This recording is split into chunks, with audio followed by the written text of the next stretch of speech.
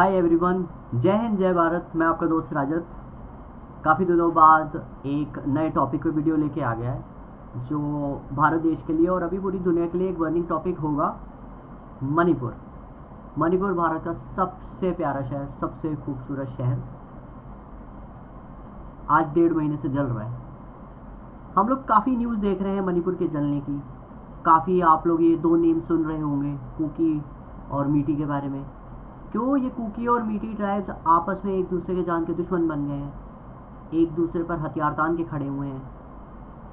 और वहाँ पे जितनी भी कॉलम्स है आर्मी के, स्टेट फोर्सेस के कॉलम्स है, क्यों फेल हो रहे हैं। कुछ सोर्सेस तो ये भी कहते हैं कि कुकी ट्राइब्स का सपोर्ट कर रही है असम राइफल्स, और in and arm forces support कर रही है मीटी ट्राइब्स को एक दूसरे के खिलाफ। माइट भी ये रिपोर्ट सच भी हो सकती है, झूठ भी हो सकती है, ये तो इन्वेस्टिगेशन के बाद बताएगा। लेकिन हमें सबसे पहले ये जानना चाहिए कि नॉर्थ ईस्टर्न स्टेट्स का जो ये शहर है मणिपुर, ये क्यों जल रहा है। क्या इसके पीछे टेरर आउटफिट्स का काम है। Terror outfit north east state में काफ़ी ज़्यादा एक्टिव रहे हैं पोस्ट इंडिपेंडेंस ऑल्सो, 90s में भी ऑल्सो। और गवर्नमेंट ऑफ इंडिया ने बहुत सारे ऐसे टेरर और इंसर्जेंट आउटफिट्स को बैन भी किया है। लेकिन गुपचुप तरीके से इनको फंडिंग आईएसआई की तरफ से, पाकिस्तान और चाइना की तरफ से मिल रही है, तभी ये इतनी ज़्यादा इंस्टेबिलिटी और भारत पे ज़्यादा घाव कर रहे हैं। टाइमलाइन पे जाना पड़ेगा, ये मणिपुर 1.5 महीने से क्यों जल रहा है। और बेसिकली इसका जो स्पार्क था ये फरवरी में ही स्टार्ट हो गया था। मणिपुर की अगर सिर्फ हम मणिपुर की बात करें, ये पहाड़ी इलाका है जो चारों तरफ से पहाड़ों से घिरा हुआ है और बीच में भी एक पहाड़ी टाइप का ही एरिया है। मणिपुर को क्राउन कहा जाता है, भारत का ज्वेल कहा जाता है, एक हीरा कहा जाता है इन terms of beauty, in terms of natural resources. और पर्सनली मैंने भी नॉर्थ ईस्टर्न लोगों के साथ बहुत सारे मेरे इंट्रैक्शन हुआ है, दोस्त हैं, चाहे वो मीटी कम्युनिटी के हो, चाहे वो कुकी कम्युनिटी के हो, चाहे वो नागा कम्युनिटी के हो। ये बहुत प्यारे और बहुत ज़्यादा मेहनती और बहुत ज़्यादा सोशल लोग हैं। फिर भी हमारे देश ने फिर भी हम लोगों ने, एंड पर्टिकुलरली ये जो आइसोलेशन और जो एक टाइप का डिस्क्रिमिनेशन कर रखा है नॉर्थ ईस्टर्न पीपल्स के साथ, वो भी एक रीज़न है अनरेस्ट का, ये हमें समझना चाहिए। सबसे पहले मणिपुर को समझने के लिए आपको दो कम्युनिटी को समझना बहुत इंपॉर्टेंट है। पहला तो है मीटी कम्युनिटी और दूसरा है कुकी कम्युनिटी। उसमें नागा कम्युनिटी भी है, लेकिन करंट जो अनरेस्ट, करंट जो एक सिविल वॉर वाली सिचुएशन क्रिएट हो गई है जो किसी के भी कंट्रोल में नहीं आ रही है। Even central government is also trying to control it, but हाँ, जहाँ पे अगर थर्ड एलिमेंट, अगर आर्म्ड एलिमेंट कह सकते हैं, किसी थर्ड स्टेट एक्टर का, अगर पाकिस्तान, चाइना, आईएसआई का इन्वॉल्वमेंट होता है, तो वहाँ स्थितियाँ थोड़ी बिगड़ने लगती हैं। सबसे पहले तो इन दो ट्राइब्स के बारे में बात करूं तो इन दो ट्राइब्स को समझने के लिए आपको मणिपुर की ज्योग्राफी को, भूगोल को समझना बहुत इंपॉर्टेंट है। क्यों ज़रूरी है।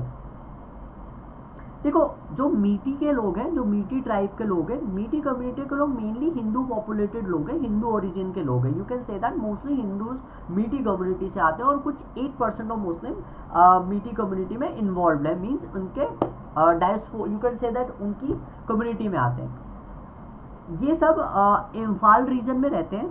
इम्फाल एक शहर है जो सेंट्रली मणिपुर में लोकेटेड है, जो प्लेन एरिया है, जो मैदानी इलाका है। और वहीं जो आपके कुकी लोग हैं, कुकी लोग हिल ट्रैक्स पे रहते हैं, ये पहाड़ी लोग हैं। लेकिन एक बहुत ही इंटरेस्टिंग चीज़ है, इवन दो मेजॉरिटी में मीटीज़ हैं, लेकिन मीटीज़ जो इम्फाल में रह रहे हैं वो सिर्फ 10% के लैंड एरिया में रह रहे हैं। और जो कुकी हैं वो अराउंड यू कैन से आई थिंक अराउंड 40% है, वो भी 35 to 40% है। बट उनके पास जो फॉरेस्ट कवर और जो लैंड एरिया हिली ट्रैक में वो है 90%। सो एक तो लैंड डिस्क्रिमिनेशन यहाँ मुझे दिख रहा है। देखो, यहाँ पे बहुत सारे काउंटर डी काउंटर एलिगेशंस भी आने वाले हैं जो कुकी और मीटी एक दूसरे पे लगाएंगे। समझिए कि आप अगर मीटी और कुकी की बात कर रहे हैं, अगर जिस हिसाब से पॉपुलेशन डिवाइड है कुकी और मीटीज़ के बीच में, वो बेसिकली एक फाइट है लैंड की, फाइट है रिसोर्सेज की, फाइट है आइडेंटिटी की, क्योंकि बाकी स्टेट्स के कंपैरिजन में नॉर्थ ईस्टर्न स्टेट्स की एक बहुत ही अलग आइडेंटिटी रही है। पोस्ट इंडिपेंडेंस या अगर हम प्री इंडिपेंडेंस की बात करें, इवन ब्रिटिशर्स ने भी नॉर्थ ईस्टर्न स्टेट्स को काफ़ी ज़्यादा आइसोलेट करके रखा था। वाई? और वहाँ तक स्वतंत्रता आंदोलन की चिंगारी तक नहीं पहुँचने दी थी। ये policy of isolation north eastern states और Arunachal Pradesh Manipur since Britishers time से ही, और ब्रिटिशर्स की गलती की वजह से ही ये जो एथनिक क्लैश, ये जो कल्चर और हिस्ट्री क्लैश अभी जो हम देख रहे हैं, ब्रिटिशर्स की ही एक और कह सकते हैं बहुत ही अनफॉर्चुनेट गिफ्ट कहूँगा मैं, जो भारत को इन्होंने दिया है। पाकिस्तान तो है ही, ये भी एक गिफ्ट है, क्योंकि बर्मा के साथ जब भी ब्रिटिशर्स का वॉर होता था, तो बर्मा कहीं असम मणिपुर को कैप्चर ना कर रहे, तो बर्मा से ही कुकी और Nagas basically they belong to the particular ethnicity of Myanmar, तो वहाँ से उनको लाया जाता था अगेंस्ट वॉर। तो ये आदान प्रदान कुकी और मीटीज का चलता रहा। तो उस दौरान मीटी के भी राजा जो रूलर्स थे, उन लोगों ने उस चीज़ का कोई विरोध नहीं किया, क्योंकि वो मणिपुर एक प्रोटेक्टरेट स्टेट था ब्रिटिशर्स के पास, तो वो उसको बचाना चाहते थे। तब ऐसा कोई एथनिक इम्पैक्ट पड़ेगा नियर फ्यूचर में, कोई ब्रॉडन अप्रोच के साथ नहीं किया था। बाद में क्या होगा इसका कोई सोचा नहीं गया था, इसके रिपरकशन क्या होंगे। लेकिन अभी जो लेटेस्ट वायलेंस और जो मीटी और कुकी कम्युनिटी एक दूसरे के जो खून के प्यासे बन गए हैं, उसकी टाइमलाइन स्टार्ट होती है मणिपुर हाई कोर्ट के एक ऑर्डर से। 2012 से मीटी कम्युनिटी शेड्यूल्ड ट्राइब का स्टेटस मांग रही है। शेड्यूल्ड ट्राइब का स्टेटस एक मेजॉरिटी कम्युनिटी क्यों मांगेगी? रीज़न जैसे मैंने पहले बताया, जो मीटी कम्युनिटी है वो जिस क्षेत्रफल, जिस लैंड एरिया में रहती है, वो सिर्फ 10% है। कभी ना कभी वो एग्जॉस्ट हो जाएगा, कभी ना कभी डेफिनेटली पॉपुलेशन बढ़ेगी मीटीज़ की, तो उनको लैंड की ज़रूरत पड़ेगी। तो उनकी ये डिमांड है, बेसिक डिमांड एम्प्लॉयमेंट पर्पज से नहीं है, वो ये चाहते हैं जो 90% एरिया कुकी लोगों के पास है, नागास के पास है, उन्हें भी अलाउ किया जाए कि वो भी पहाड़ी इलाकों में बस सके। और बहुत ही बहुत ही different kind of you can say it is a very like a strange thing, and there is a certain act, Assam land resettlement act है, उसमें डिफ्रेंशिएशन कुकी और मीटीज़ के बीच में ऐसा है कि कुकीज़ लैंड को, पर्टिकुलर मीटीज़ के आसपास के लैंड को इम्फाल में वो खरीद सकते हैं। मतलब पहाड़ी, इवन तो उनके पास 90% एरिया फॉरेस्ट कवर है कुकीज़ के पास, फिर भी वो मीटीज़ के आसपास इम्फाल पे एरिया खरीद सकते हैं, मीन्स वो लैंड पे एरिया खरीद सकते हैं। लेकिन मीटीज़ पहाड़ी इलाकों पे कोई ज़मीन और वहाँ नहीं बस सकते। ये भी एक पॉइंट ऑफ डिस्कशन है, why it is like that, why such kind of discrimination is there. लेकिन जो रिसेंट गवर्नमेंट ने एक इविक्शन ड्राइव चलाई थी, स्टेट गवर्नमेंट ऑफ मणिपुर ने अकॉर्डिंग टू सर्टेन रिपोर्ट्स उन्हें मिली थी कि tribal people of the Kukis they are involve in illegal encroachment, या बहुत सारे बांग्लादेश और म्यांमार से मणिपुर में जाके हिली ट्रैक्स में बस गए हैं, तो उनको हटाने के लिए, और वहाँ पे पर्टिकुलर टेरर आउटफिट्स भी है जो इनसे इन्वॉल्व है, ऐसा माना गया, क्योंकि they are being in collaboration with the certain terrorist outfits, या म्यांमार के साथ मिलके वहाँ पे पॉपी कल्चर को बहुत प्रमोट कर रहे हैं। पॉपी मतलब अफीम को बढ़ावा दे रहे हो, और state government of Manipur is against such kind of intoxicity कि भाई मणिपुर से या पर्टिकुलर स्टेट से ये नशा सब खत्म हो जाना चाहिए। तो वहाँ से वो पॉपी की खेती हटाने लग गए, और फोर्स बहुत सारे कुकी लोगों को वहाँ से हटाया भी गया, डिस्प्लेस भी किया गया। स्ट्रैटेजिकली अगर मैं बात करूँ, there is a golden triangle in terms of ये जो अफीम है, इन टर्म्स ऑफ पॉपी है, ये कंबोडिया, लाओस और म्यांमार और अरुणाचल प्रदेश को दैट इज थ्रू आपका मणिपुर से जोड़ता है। तो इस स्ट्रैटेजिक और इंटरनल सिक्योरिटी के एंगल से अगर हम इस इविक्शन प्रोसेस को देखें तो सही है, लेकिन यही अगर मैं कुकी के एंगल से देखता हूँ तो कुकी के लोग ये कह रहे हैं कि उनका कहना भी एक लॉजिकल पॉइंट है कि जो स्टेट लेजिस्लेटिव असेंबली में जो एमएलएज हैं आपके, वो 40 एमएलए मीटी कम्युनिटी से आते हैं, और जितना भी एडमिनिस्ट्रेटिव और जितना भी कंस्ट्रक्टिव रोल है स्टेट मणिपुर स्टेट में वो मीटीज लोगों का है। और मीटी इवन दो पावर में होने के बाद भी इतनी मजबूर क्यों है कि उसे शेड्यूल्ड ट्राइब का स्टेटस चाहिए। मीटीज कुकीज़ को बाहर का मानते हैं, म्यांमार का मानते हैं कि वो म्यांमार से आए हैं, वो म्यांमार में आके मणिपुर में रह के उनके रिसोर्सेज पे उनकी जॉब को हड़प रहे हैं। वहीं ये काउंटर पॉइंट ये आता है कुकी की तरफ से कि इवन दो मीटी बहुत ओल्डेस्ट इनहेरिटेंट्स रहे मणिपुर के, रॉयल फैमिली से बिलोंग करते, तो वो एसटी स्टेटस में क्यों आना चाहते हैं। वहीं बहुत ही एक अजीब चीज़ होती है कि एक फॉरेस्ट इनरोचमेंट ड्राइव होती है।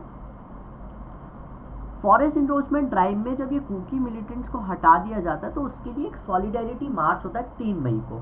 अब सॉलिडेरिटी मार्च एकदम से वॉर जोन में कन्वर्ट हो जाता है। 3 मई को ये जो all India tribal student union एक प्रोटेस्ट करती है, जिसमें बेसिकली ऐसा माना गया या ऐसा कहते हैं सोर्सेज, ये कहते हैं कि कुकी ट्राइब ने सबसे पहले ही कुकी जनजातीय लोगों ने मीटी ट्राइब के घरों को जला दिया।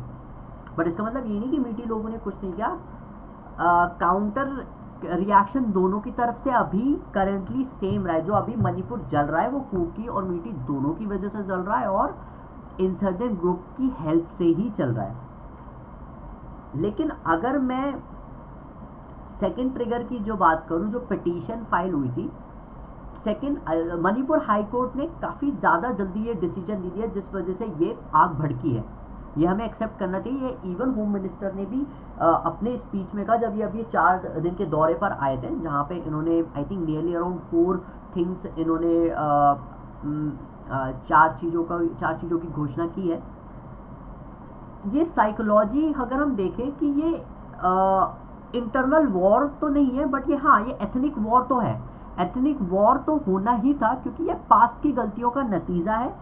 और इवन सक्सेसिव जो गवर्नमेंट्स आई हैं इंडिया के, उन्होंने नॉर्थ ईस्टर्न स्टेट्स पे ध्यान नहीं दिया। That is the reason why insurgent groups from every either it is Meitei और either it is Kuki, either it is Naga, Bodoland की डिमांड, नागालैंड की, त्रिपुरा अलग, नागा, सो ये इंसर्जेंट ग्रुप से अपने आप को बहुत ज़्यादा एम्पावर कर लिया क्योंकि उनके पास पे एंड पर्क्स पाकिस्तान और चाइना से तो आ ही रहे, म्यांमार से भी आ रहे। म्यांमार भी बहुत ही ज़्यादा स्ट्रैटेजिकली इंपॉर्टेंट है इंडिया के लिए, but in terms of terrorism importing, हाँ भाई टेररिस्ट वहाँ से भी इस इंसर्जेंट ग्रुप को सपोर्ट करते हैं।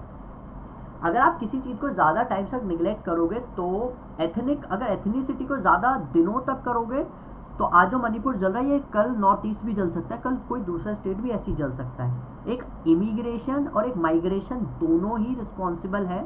अगर रिसोर्सेज कम है तो इमिग्रेशन भी नहीं होना चाहिए, बट वॉर लाइक सिचुएशन बन गई तो इमिग्रेशन, वहाँ पे रिफ्यूजी क्राइसिस भी हो सकती है। मणिपुर उसी का एक जीता जाता एग्जाम्पल है।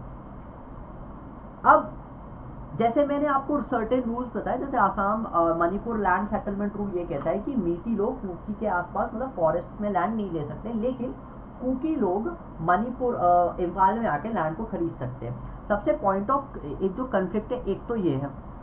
दूसरा, May 3 को जो सॉलिडारिटी मूवमेंट हुआ था वो वायलेंट हो गया और वो कुछ ज़्यादा हाथों से निकल गया, जिसमें you won't believe police centres में से और IRB सेंटर में से, रेजिमेंटल सेंटर में से नियरली 4000 वेपन्स मीटी और कुकी के लोगों ने लूट लिए।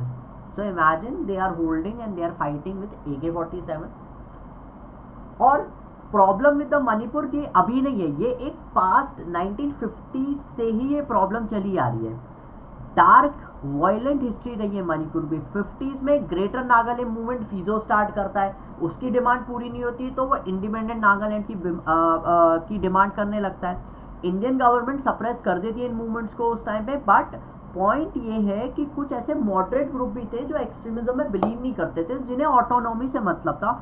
सो दैट्स वाई गवर्नमेंट इनके साथ सस्पेंशन ऑफ ऑपरेशन और सर्टेन सीज फायर एग्रीमेंट में एंटर होती है कि स्टेट की स्टेबिलिटी, सॉवरेनिटी, उनको ऑटोनॉमी भी मिल जाए और ये लोग सेसेशनिस्ट जो टेंडेंसीज, भारत से अलग होने की जो टेंडेंसी है वो भी ये खत्म कर दे। लेकिन बात पॉइंट ये है कि मीटी और कुकी ट्राइब्स आज की डेट में एक दूसरे के खून के प्यासे हो चुके हैं। मोर ओवर वहाँ पे पॉलिटिकल लीडरशिप पूरी डिफंक्ट हो चुकी है। स्टेट अब सेंट्रल गवर्नमेंट क्या ऑप्शन रहती है, बिकॉज वहाँ पे फोर्सेस की भी नहीं चल रही है। मीटी और कम्युनिटी के पास अब arms and ammunition up to the teeth level हो चुका है। ये दोनों एक्चुअल में अपने इंटरेस्ट, सेल्फ इंटरेस्ट को या सेल्फ ऑटोनॉमी को पाने के लिए किसी भी हद तक जा सकते हैं। और एग्जाम्पल है, रिसेंटली भी एक न्यूज़ आई थी, एक आई थिंक कुकी वुमन को सरेआम बाजार में गोली मार दी गई। अगर मैं एडिशनल क्लैशेस की बात करूं तो इसमें ज़रूरी नहीं है कुकी और मीटी की लड़ाई है, यहाँ नागाज और मीटी की भी लड़ाई हो चुकी है, नागाज कुकी की भी लड़ाई होती है। 1993 में तो नागा लोगों ने, Naga basic community head hunters माना जाता है, एक रेजिमेंट भी होती है हमारी। सो उनका भी एक क्लैश हुआ था जिसमें उन्होंने आई गेस नियरली 1993 में एक मैसाकरे, एक जेनोसाइड भी हुआ। सो नागा लोगों ने कुकी ट्राइब्स को मारा था। और होता क्या है इन एथनिक क्लिनजिंग में, ये जो सर्टेन ग्रुप्स होते हैं, जो टेरर आउटफिट्स होते हैं, जो अपने आप को आर्म करके इन लोगों को ढाल बना के यूज़ करते हैं, और यही हो रहा है। कुकी और मीटी लोग, जो शरीफ लोग हैं, उनका एक्चुअल में यूज़ चाइना और पाकिस्तान और ये जो इंसर्जेंट ग्रुप्स अपने इंटरेस्ट को, सेसेशनिस्ट इंटरेस्ट को पूरा करने के लिए ही भारत से इस पर्टिकुलर चीज़ के लिए युद्ध कर रहे हैं सिंस 1950s। अगर मैं टेरर ग्रुप्स की बात करूं या फिर मैं अभी रिसेंटली अगर मैं बात करूं, सो मोर ओवर कुकी और मीटी ट्राइब्स की बीच की जो लड़ाई है, ये एक इंटरनल कन्फ्लिक्ट ही है जो वास्ट लेवल पे, जो ज़्यादा इंटेंसिव लेवल पे मणिपुर में जा चुकी है, जिस पे स्टेट गवर्नमेंट ने तो अपना कंट्रोल तो लूज कर ही दिया। Even chief minister is also not competitive enough to control that. बहुत सारे एस्पेक्ट है, नॉर्थ ईस्टर्न स्टेट्स की हिस्ट्री ही ऐसी रही है कि वहाँ पे insurgent groups, ethnicity, distinctive culture ही मैटर करता है। क्योंकि सबसे पहली बात, नॉर्थ ईस्टर्न स्टेट्स जो है वो चुनिंदा हाईवे से कनेक्ट है इंडिया में, नेशनल हाईवे 2, नेशनल हाईवे 34 से। चिकन नेक कॉरिडोर की आपने बात करी, अगर वो कट हो जाता तो चाइना का एक्सेस, चाइना हमें अलग कर सकता है अरुणाचल प्रदेश से, चिकन नेक कॉरिडोर से। एंड मोर ओवर, अगर आप नॉर्थ ईस्टर्न स्टेट को जितना डिस्टेबलाइज करोगे तो चाइना उतना एम्पावर करेगा, और वही वो कर रहा है, पाकिस्तान भी कर रहा है। ऐसा आई थिंक एक एग्जाम्पल दिया था कोई ऑफिसर ने, I think nearly when he was posted around 1996। Dimapur से मूरे एक जगह है मणिपुर में, दीमापुर से मूरे में अराउंड 42 टोल पड़ते हैं, 42 टोल पड़ते हैं। उन 42 टोल में अलग अलग इंसर्जेंट ग्रुप टैक्स लेता है। And even some of the IPS officer जो वहाँ पे पोस्टेड है, उन्होंने ये बताया, अगर एक ट्रक जाता है तो वो 42 इंसर्जेंट ग्रुप के जो टोल आते हैं उनको वो टैक्स देगा। काफ़ी ज़्यादा, बहुत ये जम्मू कश्मीर से भी तो एक ज़्यादा कॉम्प्लेक्स स्टेट है। Although special status we have given to Arunachal Pradesh, Manipur और certain article 371 and everything, but the intensity of insurgency 1980 में एक टाइम पे पीक होती थी। Bombing, suicide bombings, wolf attack, insurgency group, और प्राइमरी रीजन एप्सपा भी रहा, arm forces special power act भी एक्सेसिव में वहाँ यूज़ किया गया। दैट्स वाई वहाँ के लोकल्स एप्सपा से खुश नहीं थे। रिपोर्ट्स एप्सपा के नेम पे there were kind of a cases of rapes also which is still under investigation, I can not comment on that. But हाँ, ये वाले cases excessive use of military also leads to destabilising of a state. आप जितना ज़्यादा military use करोगे वो state destabilise भी होती है। देखो, इंसर्जेंट ग्रुप्स तो करेंगे। सिचुएशन जो अभी मणिपुर में अभी अगर मैं देखूंगा कि लोगों ने अपने खुद के वहाँ बंकर बना दिए, ठीक है, पहली चीज़। पुलिस भी 2 ग्रुप में डिवाइड हो चुकी है, कुछ लोग मीटी का सपोर्ट कर रहे हैं, कुछ लोग कुकी का सपोर्ट कर रहे हैं। रिपोर्ट्स अगर ये सही निकली कि Assam rifle police, I want government of India उन बंदों की पोस्ट, उन बंदों को नौकरी से निकाल दिया जाए, because they are hampering the national unity, integrity और internal stability of a state. ये बहुत गलत है। दैट्स वाई होम मिनिस्टर ने एक गवर्नर के अंडर एक पीस पैनल का एस्टैब्लिशमेंट किया है कि वो स्टेट को पीस में फिर से ला सके। एक इंडिपेंडेंट इंक्वायरी कमीशन बिठा दिया रिटायर्ड जजेस में कि वो इन मैटर को लुक करे। इतनी हैस्टली, इतनी जल्दी हाई कोर्ट ने ये जो ऑर्डर दिया, इस वजह से बहुत ज़्यादा दिक्कतें भी आ गई। और moreover Assam Rifle specifically वहाँ पे इसलिए स्टेशन है कि they are also known as senators of the north east, mostly north east के पार्ट से इस पर्टिकुलर रेजिमेंट को बनाया गया है। सो पार्शल इम्पार्शल बिहेवियर की एक्सपेक्टेंसी भी हो सकता है, वो तो इन्वेस्टिगेशन के बाद बताएंगे। लेकिन यदि ऐसा निकलता है कि आर्म फोर्सेस पार्शल हो रही हैं तो कड़ी से कड़ी कार्रवाई होनी चाहिए इन पर। अभी तक अगर हम न्यूज़, अगर मैं पूरे कन्फ्लिक्ट को समझूं, भाई रक्षक भक्षक कौन है समझ में नहीं आ रहा, लोगों को भी नहीं समझ में आ रहा। लोग भी वहाँ की फोर्सेस स्टेट पुलिस पर ट्रस्ट नहीं कर पा रही है, स्टेट गवर्नमेंट पे भी ट्रस्ट नहीं कर पा रही है। They have a faith in the central government, क्योंकि देखो कुकीज़ ये कह रहे हैं कि स्टेट गवर्नमेंट तो अपना पर्सनल एजेंडा चला रही है, वो एथनिक क्लिनजिंग कर रही है, वो कुकी को हटा देना चाहिए। और हाँ, ये सत्य भी है, ये सही भी है कि बहुत सारे इंटरव्यूज़ में जो मीटीज़ वाले लोग हैं ये कह रहे हैं कि Kukis they are from outside, उनको बाहर निकाल देना चाहिए। Kukis they are also saying भाई दूध के दूल्हे दोनों नहीं हैं, दूध के दूल्हे दोनों नहीं हैं। 100 से ज़्यादा लोग ऐसे ही नहीं मर गए, ब्लडशेड ऐसे ही नहीं हुआ। 4000 घर में से लोग ऐसे डिस्प्लेस नहीं हुए, 2000 बच्चे डिस्प्लेस हो गए, 114 गाँव को जला दिया गया है, ऐसी रिपोर्ट्स कह रही है। चर्च भी जले हैं बहुत सारे, क्योंकि जो मीटीज़ हैं, Meiteis are Hindu populated, Kukis they are Christian dominated. And ये जो कैटेगराइजेशन ब्रिटिशर्स के टाइम हो चुका था, क्योंकि Britishers policy of isolation north eastern states में मणिपुर में चला रहे थे।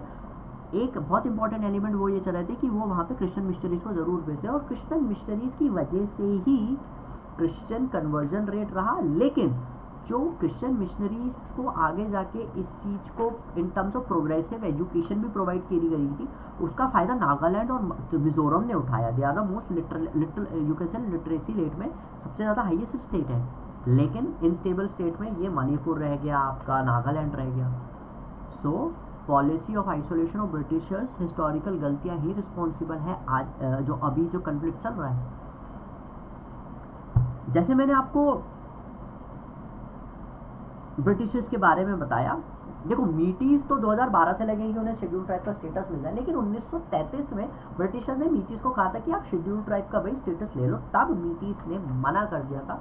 ये रीज़न साइड करने, ये उन्होंने रीज़न दिया था कि भाई हम तो मार्शल रेस हैं, हम लोग रॉयल फैमिली हमें रूल करती है, तो हमें शेड्यूल ट्राइब की स्टेटस नहीं। बट लेकिन कब आपको किस चीज़ की ज़रूरत पड़ जाए, जब उन्हें पता चला कि उनकी 10% जो लैंड एरिया वो ख़त्म हो चुका है, तो अब वो 8% ऑफ लैंड एरिया मांग रहे हैं अपनी फ्यूचर जनरेशन, आने वाले जनरेशन के लिए। वो reservation in terms of job, employment, government कुछ भी नहीं मांगे। They are actually seeking for their survival, for their culture, for their identity, कि भाई उनके आइडेंटिटी क्राइसिस ना हो जाए आगे, या फिर कुकी लोग उन पर दबदबा ना बना लें।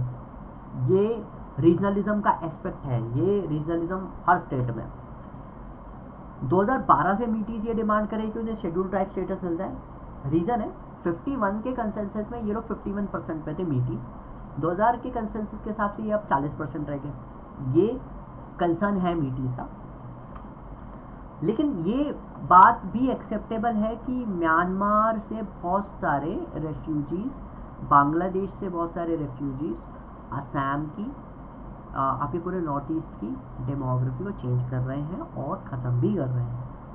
सो illegal migrant is a due concern for the people. हाँ, डेफिनेटली बात है, मेरे घर में आके अगर बहुत सारे लोग रहने लग जाएंगे तो मेरे घर के रिसोर्सेज पे बहुत ज़्यादा दबाव पड़ेगा।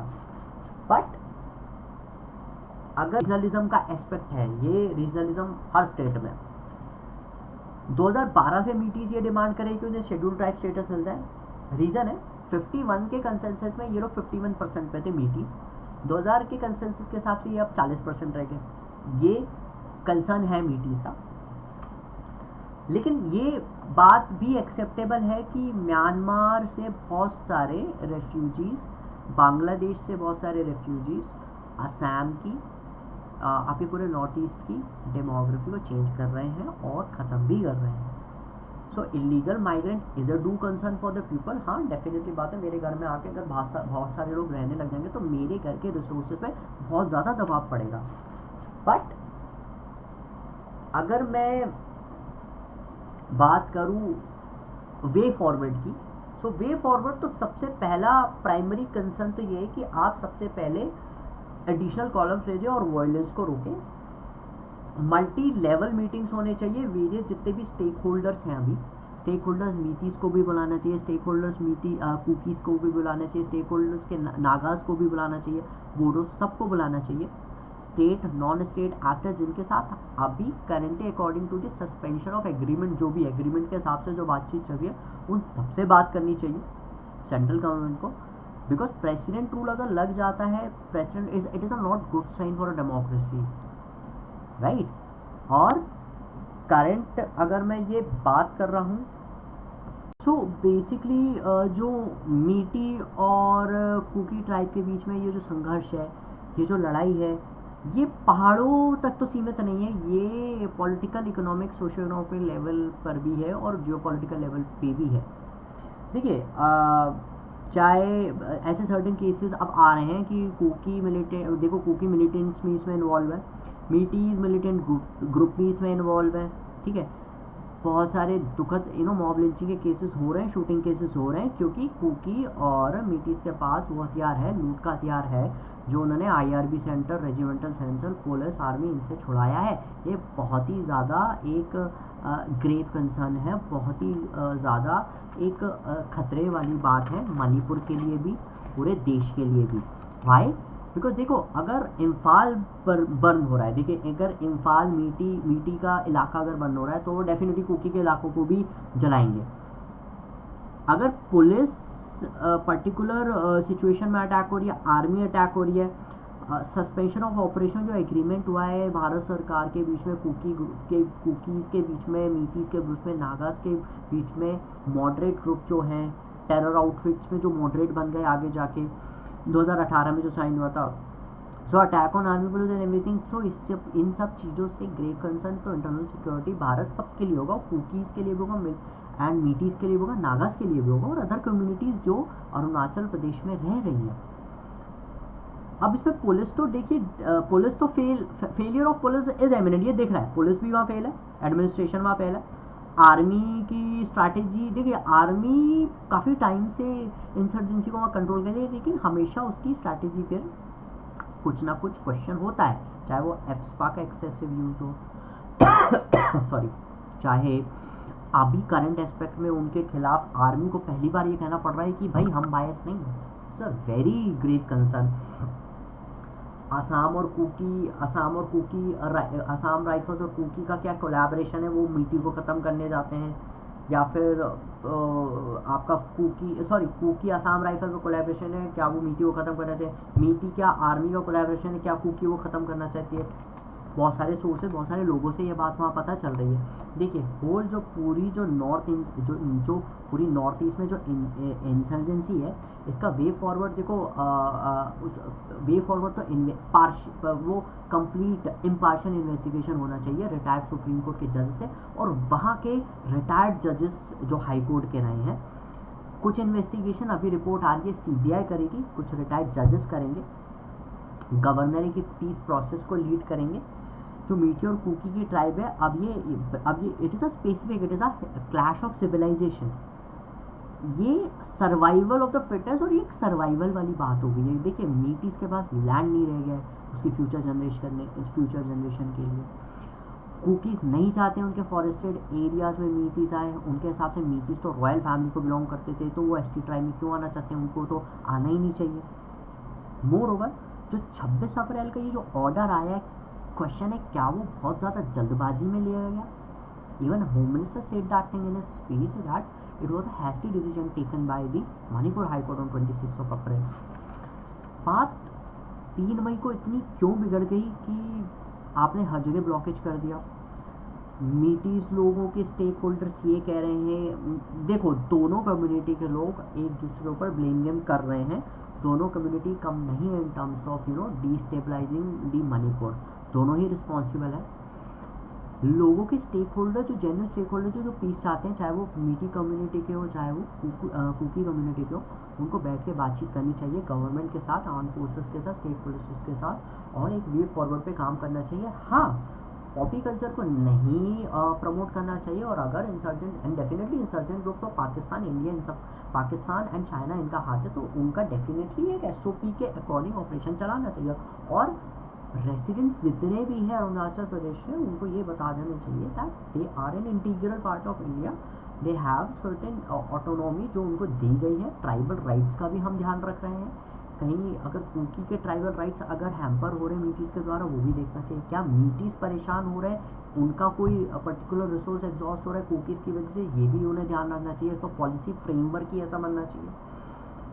और हंसी वाली बात ये है कि आपस में ही ये लोग लड़ रहे हैं जो एक ही सेम जगह में काफ़ी सालों से रह रहे हैं। संघर्ष हर कम्युनिटी के बीच में रहा है, लेकिन पॉइंट इज मीटीज़ को चाहिए लैंड।